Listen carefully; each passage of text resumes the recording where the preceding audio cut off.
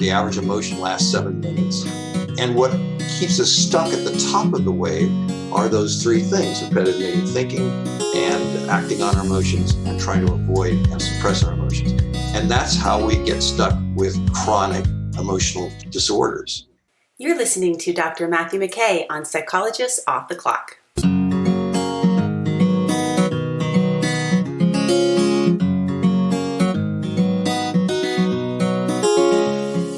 We are three clinical psychologists committed to cutting-edge, integrative, and evidence-based strategies for living well. On this podcast, we bring you ideas from psychology that can help you flourish in your work, parenting, relationships, and health. I am Dr. Diana Hill, practicing in Seaside, Santa Barbara, California. I'm Dr. Debbie Sorensen, practicing in Mile High, Denver, Colorado. And from coast to coast, I'm Dr. Yael Schoenbrunn, a Boston-based clinical psychologist and assistant professor at Brown University. We hope this podcast offers you ideas for how to live a full and meaningful life. Thank you for listening to Psychologist Off the Clock.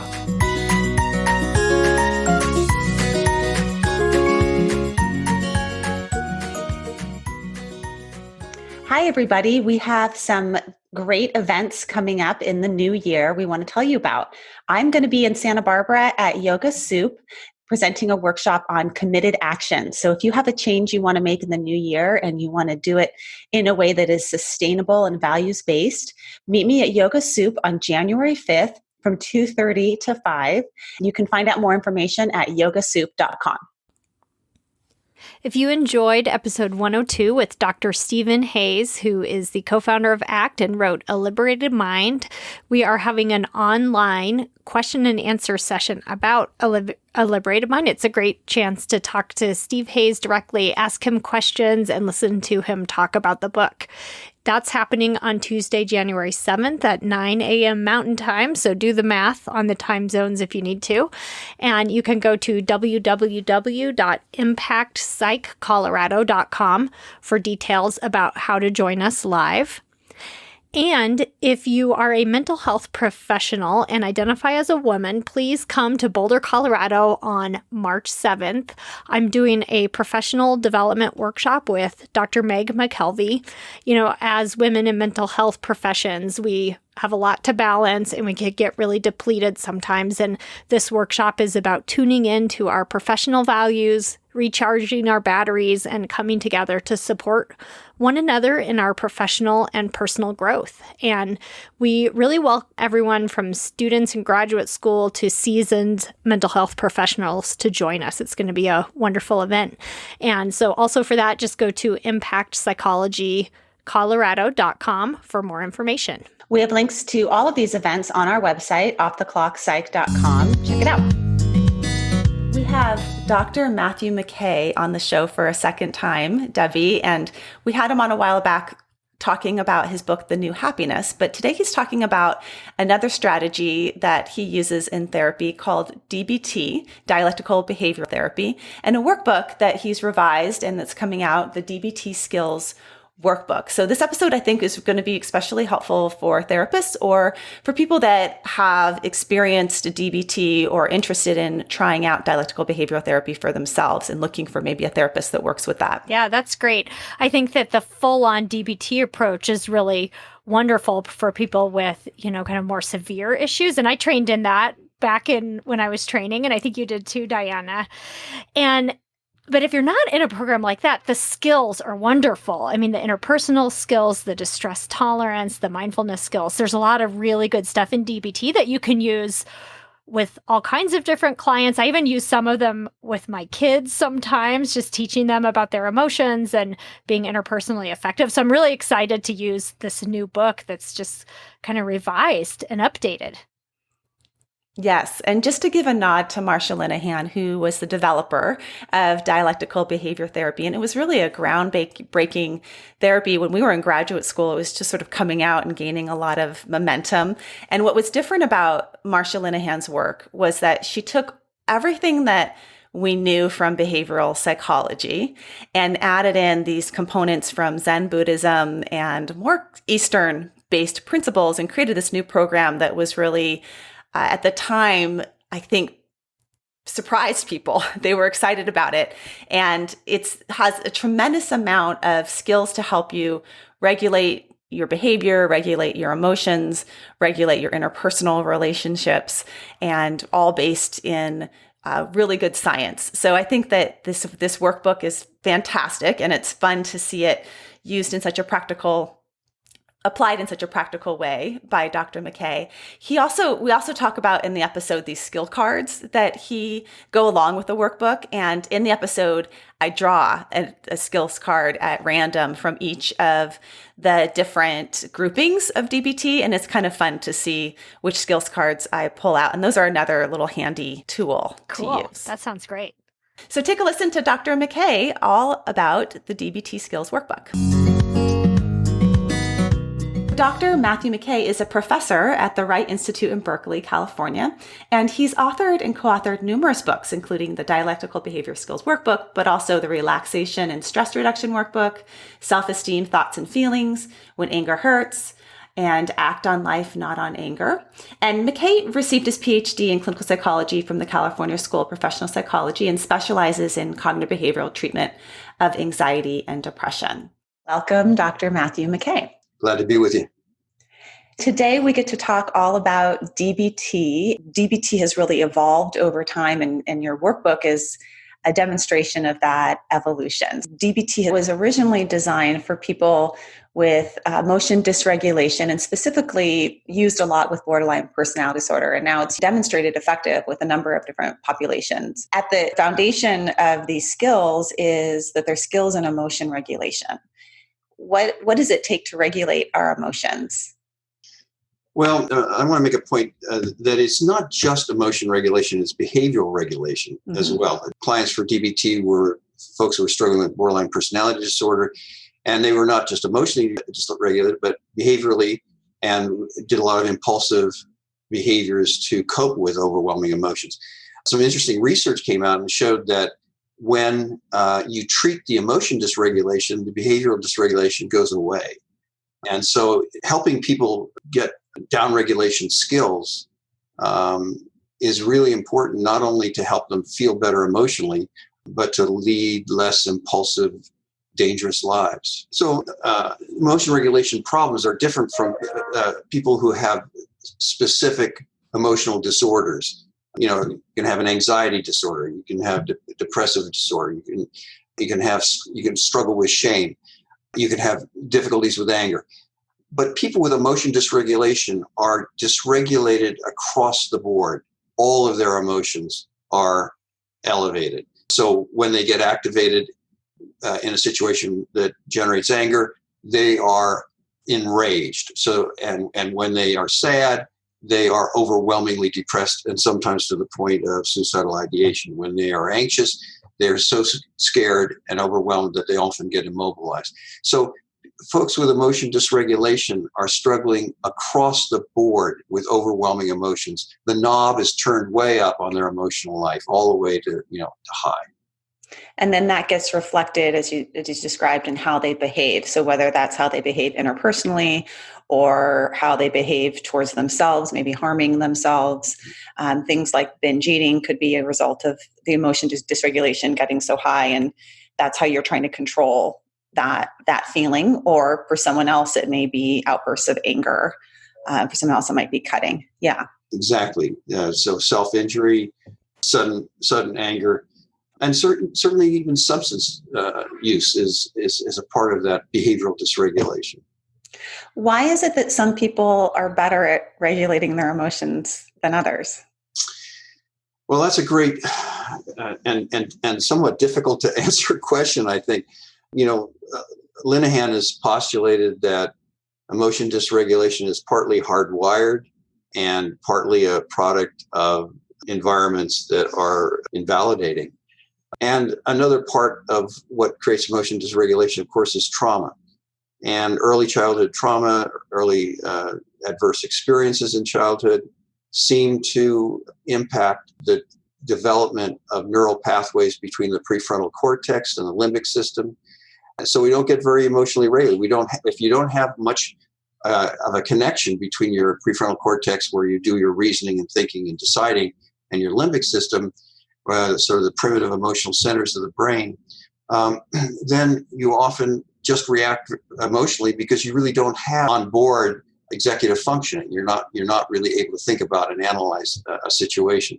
So it's a problem. And so kids who have early trauma don't develop as many of these neural pathways and are almost by definition less emotionally regulated because there's less of a communication between those parts of their brain. Mm-hmm.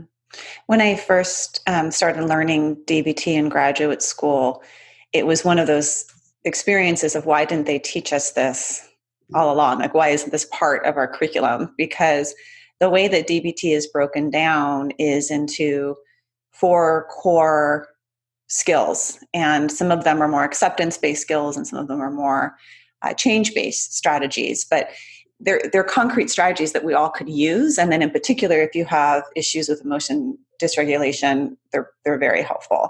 So I'd love to go through each of these categories with you and then talk about how you teach them in the workbook, what you see in your clinical practice, and then maybe even draw some of the cards that you have in this skills deck that came out. And we can talk a little bit about that. But let's just start with the 4 categories of DBT skills. So the 4 key strategies or skills that Linehan has outlined are, first, distress tolerance. So you start with that. Mindfulness is the second major skill, the ability to pay attention to the present moment. The third skill is emotion regulation and the ability to watch one's emotions and to turn the knob down on emotional reactions. And interpersonal effectiveness is the fourth, learning how to relate to others in ways that are effective and get our needs met as opposed to angry, rejecting, hostile interactions. One of the things that ACT practitioners may bristle at in the distress tolerance skills is the use of distraction. And that's actually a skill that you're teaching, encouraging, but in DBT, it's effective distraction. Can you speak to that? Well, first of all, distraction really does work. They've done some component analysis and found that distraction is actually one of the most effective of the distress tolerance techniques. And even though acceptance commitment therapy doesn't like distraction because it's a deliberate attempt to downregulate or suppress an emotion, it does work really well. And there are all kinds of ways that we can distract from intense emotions. But I think one of the best ways is to just plan something nice, to plan to do something that you're going to enjoy and focus on that plan and distract yourself with a future event that you are anticipating with pleasure. But there are lots of other distraction techniques. And I think it's crucial for people who are struggling with emotion dysregulation to learn some of them because they really work. I had a client that experienced a lot of panic attacks, and the ambulance showed up and they gave her some advice that she then gave me that now I'm using with my clients. They told her during her panic attack, one of the best things to do is to read a sentence out loud. And they gave her a piece of paper and had her read out loud. And she said it was incredibly helpful. So that's a perfect example of you're in a panic attack. Maybe distracting yourself could be helpful in this moment. Another option would be feeling the sensation and opening and diffusing and all of that. But it's all about effectiveness, I think. Exactly. It's about what works. Mm-hmm. And one of the reasons that works, by the way, is that when we're panicking, we're really operating mostly from the right side of the brain. And forcing oneself to read words, we have to move over to the left side of the brain. And so it really does distract because we're literally using a different part of our brain. Yeah. So take it from the ambulance, paramedics, they see a lot of panic attacks. So they got some good advice. They know what they're doing. Yeah. Another distress tolerance example from one of my clients was one that she struggled a lot with binge eating. And she described a time when she had brought home all this binge food in her car. And she got out of the car and she was about to go on this binge. And she took all the food, she put it behind her car, and then drove backwards across it, and then drove backwards and forwards and backwards and forwards. And it was this example of, it sometimes can seem kind of crazy to do this, but it's actually going to benefit you in the long run. And it's how to survive a crisis without making it worse, which is really what distress tolerance is all about. Yeah. Exactly. And each client has to figure out what uniquely works for them. Mm-hmm. And some distress tolerance techniques are extremely effective for individual A, and individual B, it's completely worthless. And so we have to experiment with every one of them to see, what is uniquely useful. Mm-hmm. So I have your DBT skills card deck here. And what this is it's a number of the DBT skills distilled down into individual cards, and they're in different sections. So you have cards for distress tolerance skills, you have cards for the emotion regulation skills. So I'm going to pull one of the distress tolerance skills cards here. And this is the one that I pull. It's number 5, and it says, relax and soothe using touch. Make a list of the tactile sensations that are most pleasing for you. Every day, do something that feels good on your skin, such as taking a warm shower, applying a soothing skin lotion, or petting a soft animal. Start today. So what distress tolerance skill does that lie under? Well, that's under self-soothing. We know that if you pay attention to something that feels good, and it feels good to one of your senses, it tends to distract from painful emotions. So we have, 5 self-soothing strategies. One that relates to things that you taste, that taste good, smell good, the touch that we just talked about, kinesthetic, auditory, and visual. So there are self-soothing strategies for all 5 senses. And we encourage people to actually choose in advance 2 or 3 of these self-soothing strategies in each of these sensory domains. And it works really great. It works as a distraction, but it also works to add pleasure to your life, to make your life at a moment when you're feeling distressed, suddenly about something that feels good, and to bring these positive sensory experiences in at the very moment that you are struggling with emotions. And I think therapists can model this in their offices. So, for example, in my office, I keep essential oils that just right by the client's chair that they can use if they want to try some of those on. I always have fresh flowers in the office. I always have a blanket and has a nice texture to it. And just tending to those things for our clients, and then we can also direct clients to use some of that even during our sessions, can be helpful as practicing the self-soothing skill right there. It's great to model it. And I think it's also important to consider that some of these self-soothing activities can have symbolic value as well. Like I have a client who's had a very strong, good relationship to her mother, and her mother wore a perfume that smelled like violets. And so she keeps a little vial of violet perfume with her at all times. And when she smells that, she feels her mother's presence and her mother's support. So it not only smells good, but it has a special meaning and symbolic representation for her. I carry a little, it's a little disc that was given to me by someone I love very much. And when I touch that disc, I often feel a little bit more courage, or I feel more comfortable somehow, or optimistic. Mm-hmm. Helping folks develop a number of these self-soothing strategies, and ideally a couple of them having some of this symbolic value, can be a hugely important strategy for emotion regulation. It makes me think about just some of the things that if you had a healthy relationship with a parent, they may have done for you. Like I send off my kids when they have a sleepover with a little necklace of mine or a little symbol for them to hold on to. Mm-hmm. But sometimes we haven't been taught that, and we need to learn how to do that. Symbolic meaning is important. It also links to the second skill set that you're talking about, which is mindfulness. And you spend a lot of time in DBT. It's sort of woven, I think, throughout all of the different skills, is this really core skill of mindfulness. Can you speak a bit to that and how it's used in DBT? Yeah. DBT really uses mindfulness as a coping strategy, which is very different from acceptance therapy, which uses mindfulness as really to turn toward, face, and expose oneself to whatever is happening, whatever one is experiencing. But in DBT, mindfulness, its major function is to get people out of ruminative processes, the repetitive negative thinking that's so much a part of emotion dysregulation.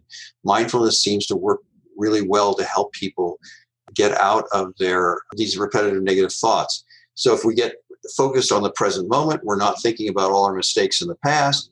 We're not thinking of dangerous and horrible things that are going to happen to us in the future. And attending to our sensory experience in the now is very regulating. It's emotionally regulating because usually we can take refuge in the present moment. The present moment is just things that are happening around us that may feel actually rather pleasant. And so attending to what I see, what I hear, and we use a lot of 5 senses exercise and spending a minute and a half or so really focusing on the present moment of each of these sensations. And that works wonders for people because it gets them right into the present moment and it gets them out of whatever their negative thoughts have been that have been triggering painful affect. Probably the most frequently used mindfulness skill that I use now from DBT is wise mind.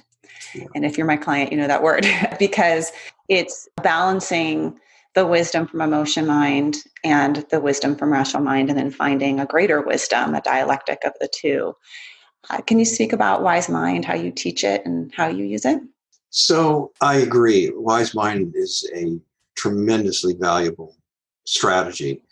How I teach it is I have, first of all, it's important to differentiate between emotion mind and wise mind and rational mind, and help clients recognize that what are each of these minds and how do they look and how do they feel, and their limitations. Emotions send us messages that are action urges that push us to do certain things, some of which may not be very good for us.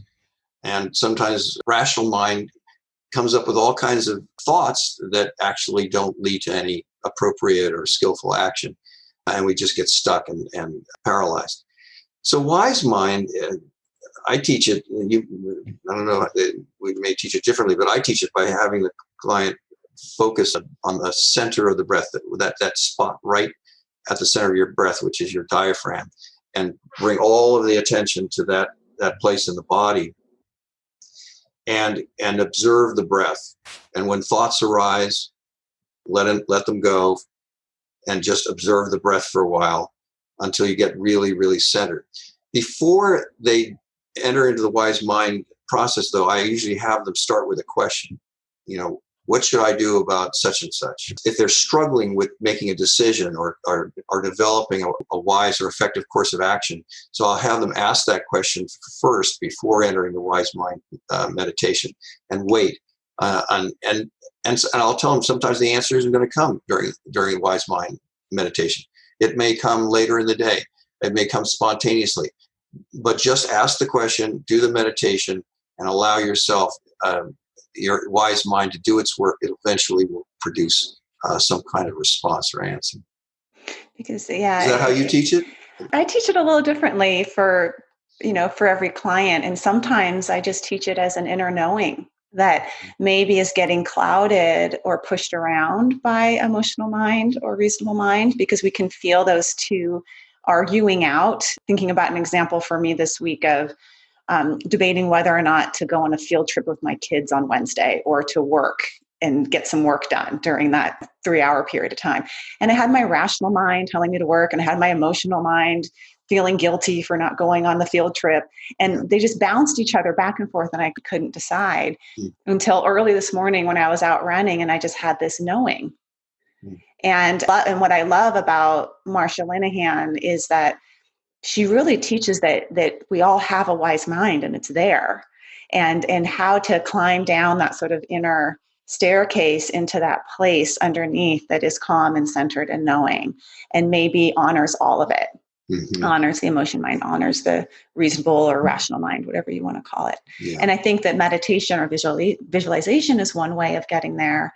But there's other ways of maybe even being just in partnership with a friend that we can notice our wise mind show up, or we can see our wise mind in other people, like a tuning fork, things that we tune into. But it's a beautiful skill. And I think in particular, my work with eating disorders, it's a skill that is really at the foundation of a lot of decision making that is helpful decision making.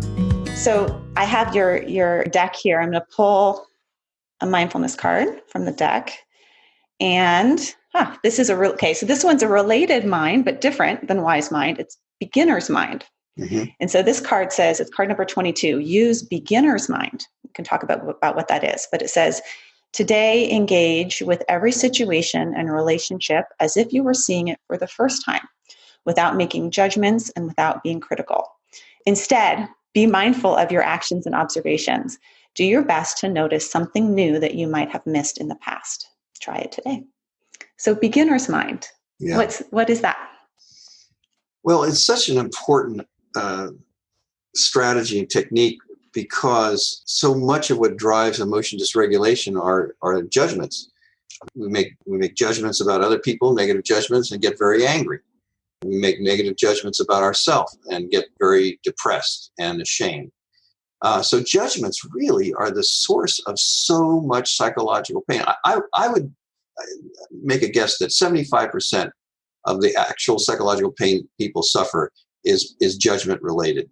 And folks who are emotionally dysregulated seem to have a especially vicious part of their mental process that engages in very, very black and white judgments. Things are very good or they're very bad. People are very good or they're very bad. They themselves are very good or very bad. And these dichotomous judgments end up inflaming enormous problems of rage and self-loathing. So beginner's mind is taking an experience as if you've never seen it before, but the process is paying attention to what is this experience? What am I seeing? What am I hearing? What am I feeling? What is this thing that I'm experiencing right now? And then when their judgment shows up, say there's a judgment, and let me get back to paying attention to what I am experiencing right now, and looking for something interesting and new about it. Trying to observe it carefully so that you see something that perhaps you haven't seen, or hear something you haven't heard before. So beginner's mind is a very crucial strategy and technique to learn to actually recognize the difference between judgment. It's a form of meditation. Usually when we meditate, we focus on something like the breath. And then when you have thoughts, you notice them and bring your attention back to the breath. Well, in this case, you focus on experiencing this thing in front of you that you are now observing. And when you have judgment thoughts, you note them and bring your attention back to experiencing it again. So it's a lovely meditation and very powerful strategy. It's a great one to use with body image. So many times we do our morning look in the mirror and we just go straight to judgment about what we see in that mirror, whether it's our face or our body.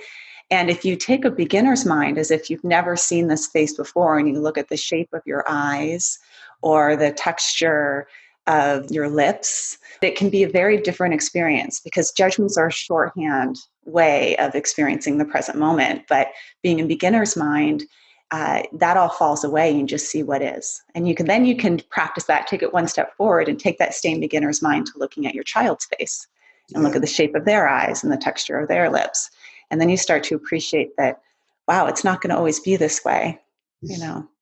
I love beginner's mind. It's a very useful tool. And it traces really back to Buddhism, which a lot of Marsha Linehan's and DBT skills do. They integrate behavioral psychology, but also Zen Buddhism and some contemplative prayer. And she was really groundbreaking in terms of that. Grateful to her for that. Yeah, she was. She heard so much of what she developed in DBT was from her trip to India and all of her experiences there. Mm-hmm. Yeah. And just one point about judgments is the problem. One of the big problems with judgments is they take us out of the present moment. Yeah. And when we enter the present moment, we can finally take refuge from judgments. In the present moments, judgments don't exist. Those are mental processes that are actually leaving the present and taking us into conceptual thought. So anyway, it's a beautiful technique, a beautiful strategy, and I think it's a great contribution that she brought it into Western psychology. Yeah. So practice it with your face in the morning. Another set of skills are the emotion regulation skills. How do we regulate our emotions effectively when they're strong, maybe in the negative direction? Well, Marsha Linehan, of course, and DBT has a whole suite of strategies, but really emotion regulation starts with facing the emotion, actually learning about and experiencing it. Because, the three things that cause emotion dysregulation are repetitive negative thinking, number one. We've talked a little bit about that. Emotion-driven behavior actually makes our emotions more intense when we engage in emotion-driven behavior. And when we try to suppress our emotions and push them out of awareness, that makes them worse. So one of the things that we teach a lot is that emotions are a wave. The average emotion lasts 7 minutes. And what keeps us stuck at the top of the wave are those three things: repetitive negative thinking and acting on our emotions and trying to avoid and suppress our emotions. And that's how we get stuck with chronic emotional disorders. We do one of those three things. And so emotion regulation starts with turning toward the emotion and learning about it and observing it. Emotion exposure is a crucial part of emotion regulation. And frankly, I think DBT could use a lot more emotion exposure. I think it's so important that it's fundamental, it's foundational for emotion regulation, is turning toward the emotion. But it's also important after you've turned toward the emotion, if it's still overwhelming and you've observed it for a while, that you can do some things to cope and manage and downregulate the emotion. And of course, the emotion regulation part of DBT has a lot of those skills, including things like acting the opposite and so forth. There are a lot of specific techniques to help turn the knob down on intense emotions, but it starts with facing them. Mm-hmm. It's sort of, I don't know if it was Tara Brach or where it sources back to, but the name it to tame it philosophy around emotion regulation, that just placing a name on it helps regulate it, and making room for it, making friends with it, opening up that closet door and seeing what's in there. I also think that vulnerability to emotion is one of the things that we pass over quickly and we don't think about as therapists. There's a lot of things that make us more vulnerable to experiencing an extreme emotion, and they're just sort of basic self-care strategies. I was working with a client recently who was just talking about how much more anxious she was than usual and how life was just feeling overwhelming. And of course, I'm thinking, well, maybe we need to get contact with your psychiatrist and do a medication change. But then I started asking more questions, and I learned that she had just changed her work schedule to doing the 2 a.m. shift. And it's like, of course, you're feeling more anxious because your sleep schedule is completely off. Can you talk a little bit about reducing emotional vulnerability? Yeah, it's so important. And a lot of things that we do with our bodies or are happening in our bodies are implicated in emotion dysregulation. So dealing with those vulnerabilities, if you're in chronic pain, it's really important to find some ways of dealing with that pain more effectively. People with chronic sleep disorders, it's been estimated that that's probably the greatest single contributor to emotion dysregulation is when people are getting insufficient sleep or have a sleep disorder of some kind. So addressing sleep disorders, addressing the kinds of food we eat. There are certain kinds of foods that actually create more dysregulation. If we load up with sugar, we're going to have more dysregulation. And so paying attention to diet, paying attention to exercise. People who don't exercise are much more prone to dysregulation. So there are a lot of things we can do to deal with these vulnerabilities that are rooted in our bodies. And I think that's an important part of DBT, is helping clients identify and recognize what those vulnerabilities are for them and changing those behaviors. And just go back for a second to exposure. One of the things that we've advocated for a lot in emotion exposure is being able to verbalize the emotion while you're watching it. So it's not just naming it and saying, oh, well, I'm feeling anxious, but actually describing the emotion, finding as many words as possible for the emotion, physicalizing it. How big is it? What color is it? And then also looking at other aspects. What's the physical sensation that goes with this emotion? What are the thoughts that go with this emotion? What are the action urges? And really paying attention and verbalizing all of these components of emotion so that people get used to recognizing what makes up an emotional experience. What is it composed of? And as they learn to describe it, it becomes less frightening and less overwhelming. So the ability to describe emotions regulates and it improves the distress tolerance tremendously. It's sort of like the experience of how you feel right before you're about to write a big paper, and then how you feel when you've outlined it and broken it down and taken a look at all the different components of it. All of a sudden, it doesn't feel quite so scary and overwhelming. And it's the unknown that's, I think, scary about emotions. And when we don't have awareness of what this whole inner landscape is, it can feel overwhelming. Yeah. So that's very much part of the exposure. And you talk more about emotion exposure in your emotion efficacy work. And we had Aprilia West on the show talking specifically about how to do that. And she gave some great, I think she worked with me around one of the things that I was feeling overwhelmed about. So go back and listen to that episode. We'll put it in the show notes if people want to learn more about that. I think it's a really helpful strategy. Okay, let's pull an emotion regulation skill from your deck. Oh, this is very related to what you said. It's number 28, and it's say how you feel. To help you recognize and cope with how you feel, it's often helpful to say it out loud. This might sound silly, but stating how you feel, like I'm scared, highlights how you feel and can help you choose the best coping strategy, like use mindful breathing. Try it today. Mm-hmm. Yeah, say how you feel. Very nice. And that really, I think, is an important step because, folks who are struggling with emotion dysregulation are often emotionally phobic. They are really afraid of paying attention to their emotions. They're afraid of looking at them at all. And when an emotion begins to surface for them, their first reaction is to try to, get rid of it. But of course, as I was saying, trying to suppress or get rid of the emotion usually makes it worse. It intensifies the emotion. It actually has the opposite effect of what the person wants when they're trying to push it away. So naming the emotion, just allowing yourself to say, oh, I'm feeling scared or I'm feeling kind of sad, leads to, first of all, a recognition of, oh, this is what this is what's happening to me. But also it may lead to, as the card says, choosing better skills. So I'm feeling this way. What shall I do? What can I do? I can engage in emotion-driven behavior and make it worse, but maybe I can use some of my DBT skills and actually deal with this feeling more effectively. And if you're a parent or you work with kids, I think that spending some time doing that with our kids, whether it's they hit their knee on the corner of a table and you just say, where does it hurt?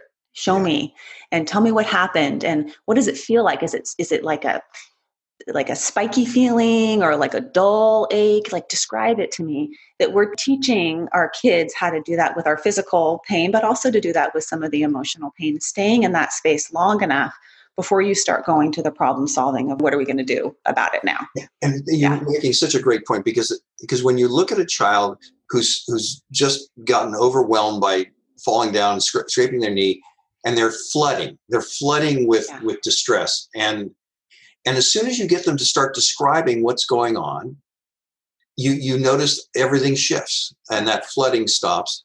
And now the child is finding words for their experience. And the experience ceases to be something that's overwhelming and totally threatening. It's now just something that we can talk about. Yeah. We don't always have to run straight for the ice pack or the Band-Aid. Let them talk about it first. Yeah. But we'll still get you the ice pack. And that's sort of DBT in a nutshell, right? That acceptance, but also change.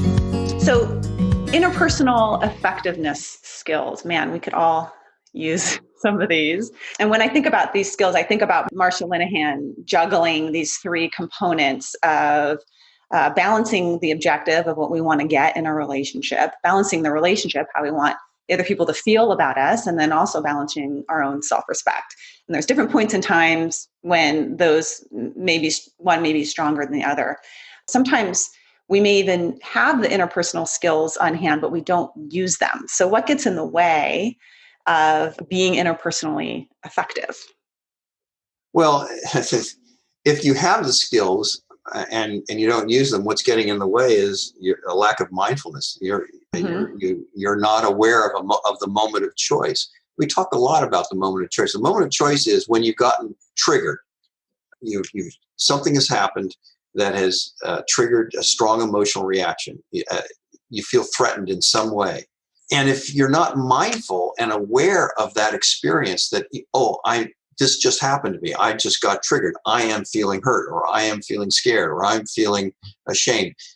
If I don't notice that, and I don't have awareness that moment of being triggered emotionally is also a moment of choice, that I have a choice. I can do emotion-driven behaviors. I can follow the action urge that the emotion is pushing me toward, or I can do something that's effective. I can do something that I've decided in advance would be a better way to handle this particular situation. So step one is we have to be aware when we're triggered for any behavior change. So, but number two, we have to have a plan. What am I going to do instead?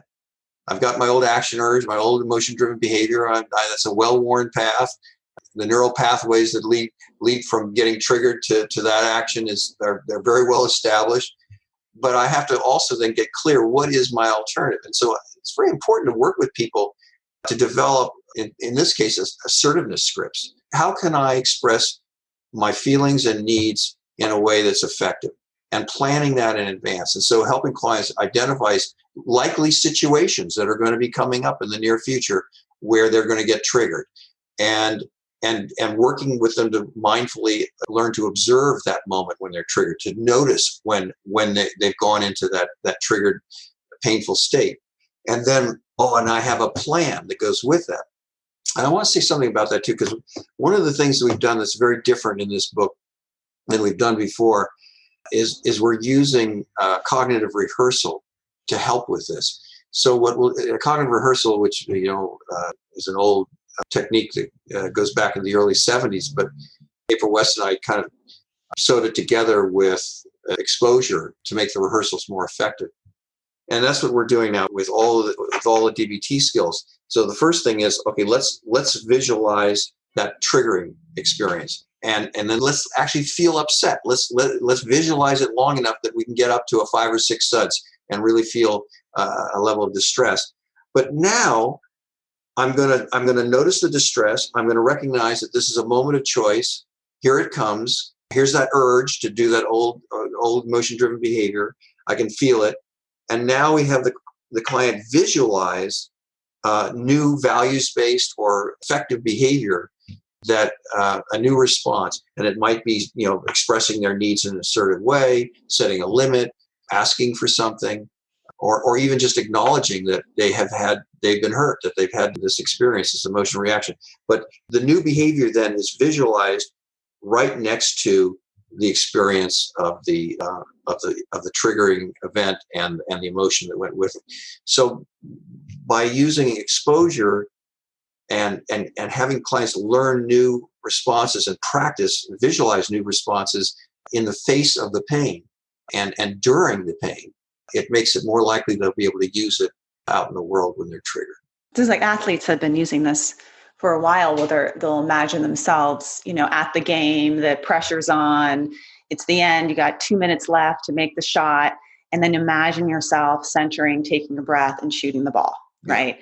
And there's a good research on doing that type of visualization. The part that you're really adding in is being in the emotional state, that context-dependent learning that you're practicing the skill with. And that's very helpful. Rather than just talking about the skill, you're actually practicing it in a visualization way. Yeah, exactly. So you can practice new behaviors, and you can also practice your coping skills.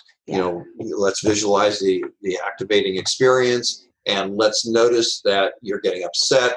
Then what we're going to do is observe the emotion for a little bit, and then we'll cope it down. The coping behaviors are so much better and more easily learned when they're learned in an activated state. Mm-hmm. Mm-hmm. You mentioned an assertiveness script, and I really appreciate how in this workbook you took the assertiveness script, the dear man that I learned when I was in doing DBT, which was, I always have to go back and look at the acronym and then remember which letter. So there's a ton of acronyms in traditional DBT, dear man being one of them, where you're doing an assertiveness exercise with somebody and you're saying, okay, first D stands for describe, and then E in dear man stands for express, and A but your assertiveness script is way simplified, pared down, and just 4 steps. Can you spell it out for us? Absolutely. We call it I think, I feel, I want. And then there's a contingency piece. But I think is just what are the facts of the situation? What is it that's happened here? And I have to describe the facts non-judgmentally, without pejorative language, just the facts. So if you're asserting yourself to somebody else, something that you want, you start with that. I have to describe the situation to them without judgment, without aspersions. It's just, this is what has happened. I think. That's the I think part. Mm-hmm. The I feel part is just I statements. What is my emotional reaction? Not that you made me feel this way, or I feel that you're a bad person, which is not an emotional, it's not an I statement, but just I feel sad, or I feel hurt, or I feel scared, or whatever my emotional reaction is to this situation, and simply sharing that. And then the I want part is identifying what specifically I would like the other person to do or change. And it has to be a behavior. It can't be, I can't ask them to change their feelings or change their attitudes. All I can do is ask them to change their actual actions and behaviors. And usually it's helpful to ask for one thing as opposed to multiple things. So ask for a single behavioral change in the I want part. Now, we have to acknowledge, though, that people don't always do what we want, even if we ask them very nicely or assertively. And so the fourth component is the self-care solution, which is how I will take care of myself if you and I can't work together to make some kind of change and address my need here. A self-care solution is not designed to punish the other person or harm them, but it's about how I need to take care of myself if I can't get your help in this situation. And that's, in some ways, that's a very important part of the script, because if the person is unmotivated to help you or respond to your needs, you have to provide a contingency to get them interested sometimes. So the self-care solution is important. And we have people work in advance to figure out the I think, I feel, I want part of this, and what would be an appropriate self-care solution. And so they have that pretty clear, and often will rehearse it in session, so that when an identifiable and likely trigger event happens, they can use the skill. It's there and it's available to them. Right. It's a great skill for asking for what you want or what you don't want from somebody. So, for example, this is the second time that you've been on our show. If after the first time I wanted you to come back on, what would the I think be? I think we had a good conversation, or how do you make that not a judgment? Well, I think, you have to be careful about the judgment part, but it could be this conversation, I think, was very useful to our audience. Yeah. And I really enjoyed it. Yeah. And then I feel excited about the possibility of us come on. Another topic. I want you to come back. And if you decide not to come back, I may have one of your colleagues. You have a contingency. Right. The contingency. Burn my book or something. Yeah. That would not be regulated. Right. So it's a great tool. Having these shorthand in your pocket, rehearse it, plan it out, then will be a lot more effective when you're actually going in and the stakes are a little bit higher. Yeah. Great. So let's pull in our last skill set here, interpersonal effectiveness skill. And this is a nice one. Practice making simple requests. Find safe opportunities to practice making simple requests. For example, ask a stranger for the time or directions. In a store, ask an employee to help you find something. With friends, ask for a small favor. The more you practice, the easier it will get. Yeah. And it's true that a lot of folks who struggle with their emotions have a hard time asking for things. It's scary. And often it's because they grew up in invalidating environments where their needs and their feelings weren't important or were disparaged in some way. And so asking for things is dangerous. And sometimes they have to learn with baby steps, asking for some directions and asking somebody for the time. or whatever it is, very simple, or your supermarket, where's the produce section here? And just asking simple questions is a good foundational and beginning strategy to learn more about assertiveness. There's another assertive tool that we use a lot, and it's about limit setting, and it's very simple. It's much simpler than Marsha's approach, but basically it's 2 steps. You start by saying you validate the other person's experience, whatever it is they're doing or want you to do. You totally validate and appreciate why they would want that. And so you always start with the validation part, and then you set the limit and say, but actually, I don't want to do this. And you say, I don't want to do this because it doesn't feel good to me. And it's really important when you set a limit, not to have a rationale for why, it's like, I don't want to do this because, some rational reason, because then that's going to lead to debate, and the other person's going to attack it, and you shouldn't think that way, blah blah.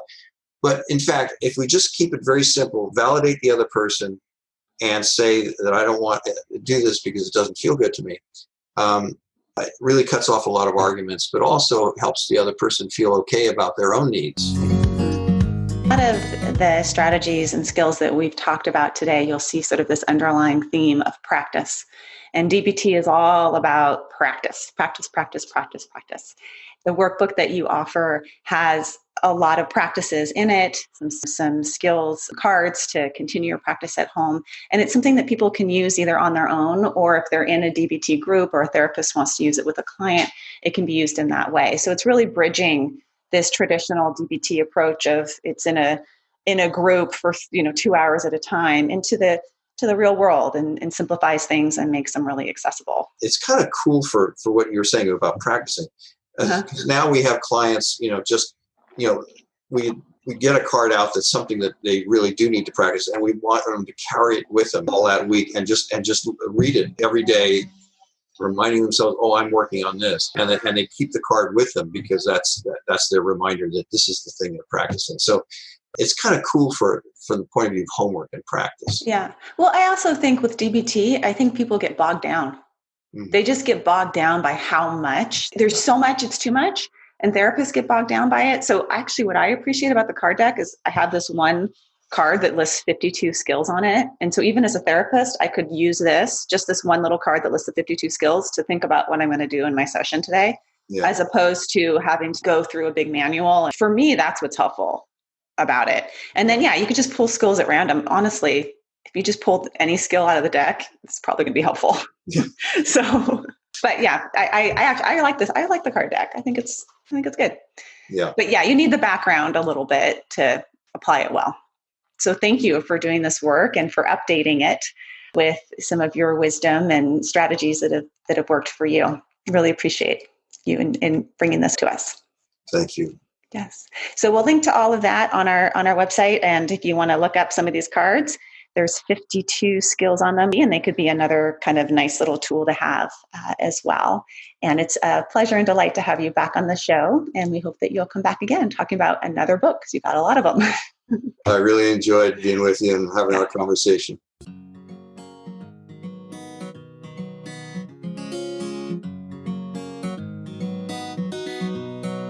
Thank you for listening to Psychologist Off the Clock. You can find us on iTunes, Facebook, and Twitter. This podcast is for informational and entertainment purposes only and is not meant to be a substitute for mental health treatment. If you are having a mental health emergency, please dial 911. If you're looking for mental health treatment, please visit the resources on our webpage. Our website is www.offtheclockpsych.com. That's www.offtheclockpsych.com.